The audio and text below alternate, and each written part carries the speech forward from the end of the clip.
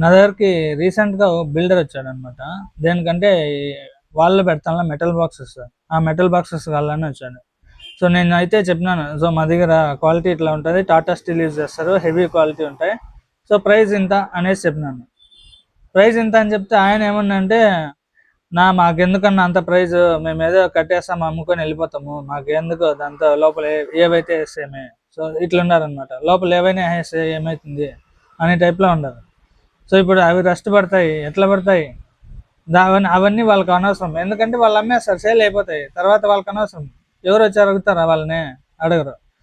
అట్లా మళ్ళీ చెప్పినాడు నాకు, వేరే తను 25 రూపీస్కి గోల్డ్ మెడల్ ఇచ్చినారు అని.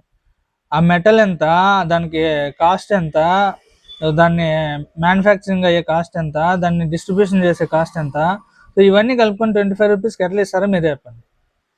సో 25 రూపీస్ కంటే నాకు అర్థమైంది ఏమంటే, అది గోల్డ్ మెడల్ బ్రాండింగ్ ఉంటుంది కానీ ఇంకా యాక్చువల్ గోల్డ్ మెడల్ అయితే కాదు, అదేదో లోకల్ది ఉంటుంది, జస్ట్ ప్రింట్ వేసింటారు గోల్డ్ మెడల్.